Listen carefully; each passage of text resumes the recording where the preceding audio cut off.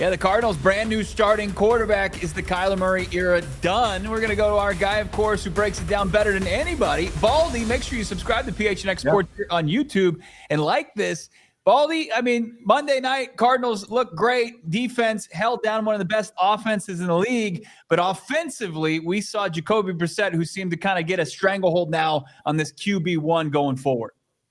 I don't think there's any question. I mean, you don't have to look at metrics or be a football expert. You don't have to be any of that. Just be a fan and watch the offense move and click and watch Marvin get involved and watch the decision-making and watch the ball in rhythm go down the field to a variety of different receivers. That looked like, it looked like a good football team. And, the quarterback, if you're going to be a good football team, the quarterback has to play at a good level. Jacoby did. He looked very comfortable in that offense. Play action passes, rhythm, getting the ball out on time, extending plays when he had to, not to just be careless with it. But I thought for to see him finish the game, which has been an issue, and then we get to the defense. But I thought Jacoby, I mean, there wasn't any – if Kyler Murray was 100% healthy, there's no way that team would make a change at quarterback right now. No way. Baldy, I want to touch a little bit more on Jacoby because I think we know kind of the writing on the wall, injured reserve for Kyler Murray. We don't expect him to see him the rest of this year, if ever again. And the team this is orchestrated, right? Where they're, making sure, he's preserved for the offseason. They'll do what they need to do at that point.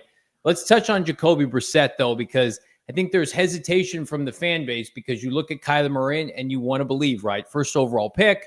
He's had success here before.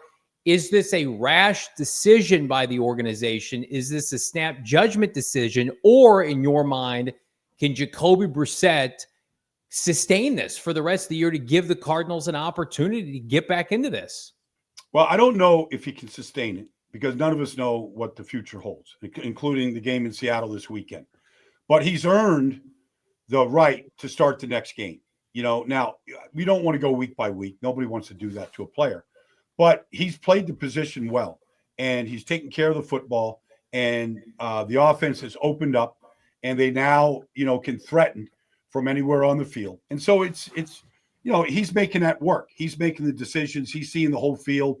The comebacks to Marvin, McBride is involved, Wilson's involved. All those things are happening right now. And so you only have one chance. You only have one shot right now. You got to put a streak together. He gives you the best chance, whether Kyler's healthy or not healthy. Right now, the way he's playing, he gives you the best chance to get into the race. Now, it's a tough division. It's really tough. But I feel like the Rams and 49ers go at it. All right, Seattle has been beaten at home a couple of times this year. Like they're vulnerable for whatever reason. They're very good, and the quarterback is great. All that stuff, but, you got to go play it. You got to go play. Other teams have gone up there and won games this year. There's the beautiful play to open up the second half. It's play action pass. He's got his back to the defense, then turns around and makes an unbelievable throw to Michael Wilson, who takes it 50 yards. That's the good, right? You see a lot of you mentioned the Marv throws. And then there's like the fourth down throw that could have sealed the game that he misses to Marvin Harrison Jr. But there's more good than bad. Is there anything different that you've seen from this journeyman, quintessential backup who's now taking the reins as a starter in Jacoby Brissett? Well, he played well in Cleveland. When he was up there in Cleveland, he played well in spurts. When he first took over, when Brady was suspended and he started those first few games in New England, he won his first two starts, then he got hurt. But they back when he first came out of North Carolina State, they put him in read option. He pulled it, went up in the alley, did some things in the run game. But there's so many different stops he's had, you kind of lose track. But in different places, he's had spurts where he's played well. He has not really sustained it to the point where he had a chance to, retain the starting position in Miami and different places. He's basically been a career backup at this point. But career backups could play themselves into jobs. Joe Flacco was a backup for a long time in this business, and, he's setting records right now. You don't know when it's going to take off and when it's going to click, but it sure looks like it's clicking right now. One player it's clicking with after Monday, Marvin Harrison Jr. And I don't want to spend 30 minutes here, trashing Kyler Murray, but I think one thing that you can't dispute if you've been watching this team the last 2 years is Kyler Murray and Marvin Harrison Jr. were not on the same page for whatever reason. And we know they spend time together in the offseason. Kyler took all the receivers out to California. It's not for the lack of trying, but for whatever reason, it just didn't click. Now it's suddenly clicking with Jacoby. Are you seeing a new number 18 potentially emerge on Monday Night Football? Completely different guy. Completely different guy. I mean, he looked quicker. He looked better coming out of his breaks than he has. He went aggressively to go get the ball, the touchdown catch. That's the best game he's played, all year for sure. But they got him involved early in that game. Comebacks, fades, a variety of different routes that we haven't really seen. Curl ins, comebacks out. He went to work on Deron Bland. He went to work on the young quarter Bridges. He went to work on these guys. And, he was a better player than what they had at that position. And so I thought he looked different. I thought he played at a higher level. And, he caught everything with his hands. He looked like he was into it to me. So wise, so dialed in. We asked you about this last year when we were on the Trey McBride hype train. And we were like, Baldy, we got to know, where does Trey McBride stand as far as the hierarchy of tight ends? You're like, he's got to score touchdowns in order to be in the conversation. He now has 4 in his last 3 games with Jacoby Brissett in there, 5 on the season. What do you see from Trey McBride? I know Brock Bowers came back and made a lot of noise for the Raiders with 3 tutties, but where do you see Trey McBride stacking up with the rest of the tight ends? Well, you got to put him in the context of the offense that he's in. He's basically option number 1. He's been the most targeted. We might change, with Marvin right now, but the offense kind of runs through him. Brock Bowers came out, they should just throw every ball to him, honestly. He's always open, no matter what they try to do to him, and he always gets yards after catch. But they're pretty comparable. Trey, Troy bragged about him on Monday night. He's a really good player. He runs routes like a wide receiver, but he's a tough guy. He'll run the tough routes over the middle. He knows when to hook up in his zone. He has a real good understanding of what defenses are doing. He's a very engaged player. And so they have 3 tight ends. They use them all. Higgins has his role, but Trey is target number 1. Just because right now in this league, why wouldn't you run 2 tight end delays, screens a game? I mean, nobody covers them when they do that. There's just so many different ways to get the tight end the ball. Let's flip to the defensive side of the ball, Baldy, and that was the Cardinals' probably their most complete performance of the year. Coincidentally, or maybe not, does it come with the arrival of Walter Nolan? We have not seen him at all. He didn't participate in training camp. By the coaches' accords, people we've talked to, he had an unbelievable OTAs. He was poised, and then it was kind of stripped away from us. We were expecting good things. I don't think any of us were prepared for that kind of debut. What did you see from the 16th overall pick? He made a difference. He's a difference maker. He just has unusual power and explosion.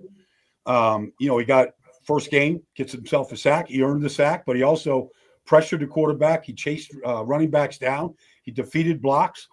He looked like an advanced player. He didn't look like a guy that played his first NFL game.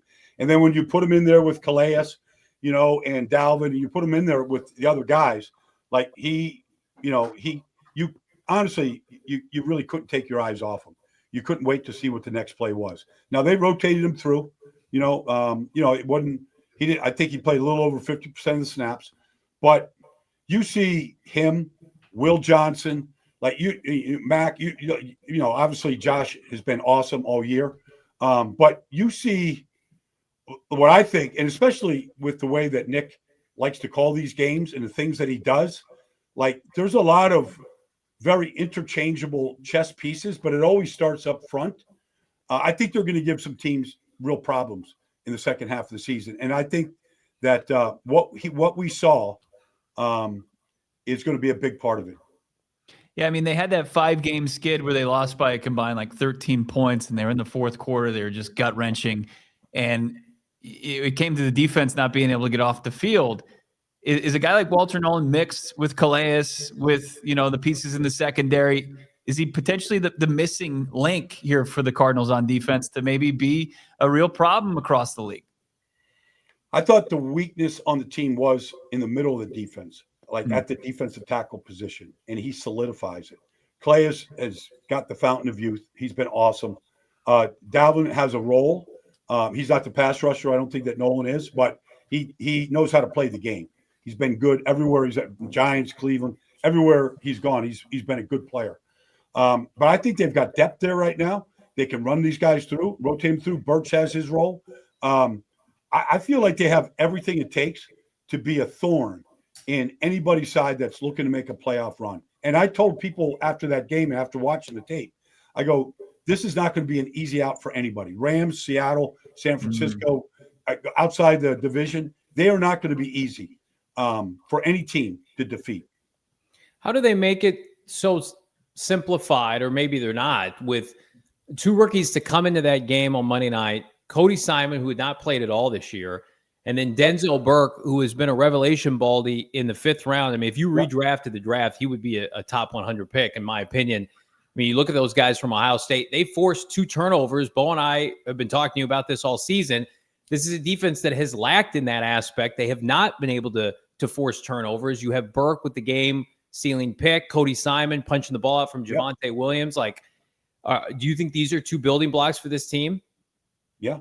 I mean, they put him on. Well, Denzel's been playing. He's had roles where he's been outstanding. I think maybe going back to the Saints game, whatever, but he's shown that he can play.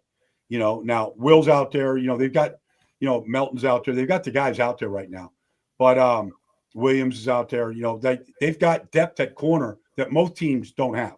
That's why Indianapolis just traded for Sauce Gardner.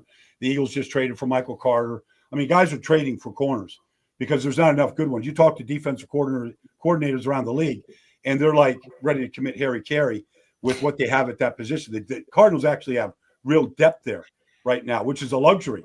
When you go and play those receivers in Seattle, or you play those receivers with the Rams, you better have some guys that can get sticky with Devontae and Jackson Smith and Jigba, and some of these guys they're going to see. We'll save the future of Kyler Murray for the end of this interview. But, I mean, as far as, this upcoming matchup against such a hot team in the Seattle Seahawks, the primetime game on Sunday, we saw Sam Darnold go 16 for 16 with, 4 touchdowns. Unbelievable performance. They just blow the doors off Washington. Cardinals pushed them to the brink. They got a walk-off field goal here on Thursday Night Football. What can the Cardinals do? As you said, you anticipate them to be a thorn in the side, but how could they get a win come Sunday up there in Seattle? Well, I don't think Washington is defensively is anywhere near what Arizona has. They have fresh legs. They've got more talent. They've got better corners. They've got better pass rushers than what Washington has. So while Sam was almost perfect in that first half, and he was, good. All right, that's fine. This is that they look, when that offense is humming like it was the other night, it's a symphony. But you've got to disrupt it.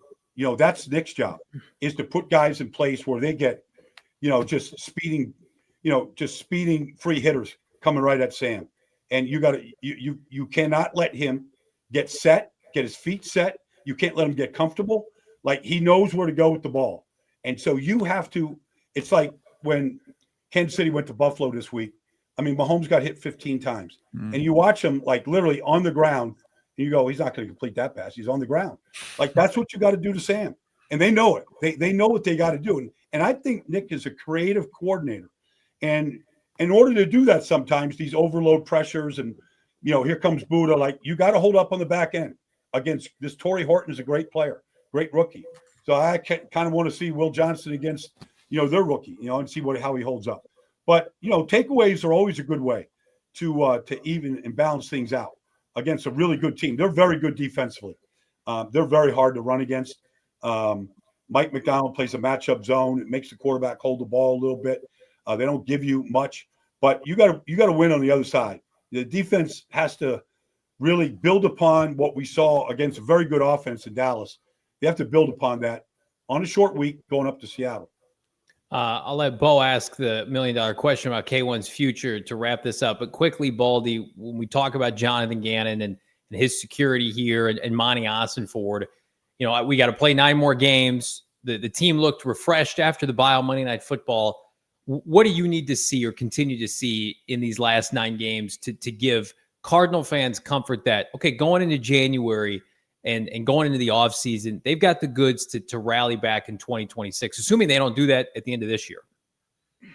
Well, a couple things. One, and look, Troy and Joe were all over it. They're waiting for Dallas's comeback. They're waiting for a collapse. I mean, you could hear it.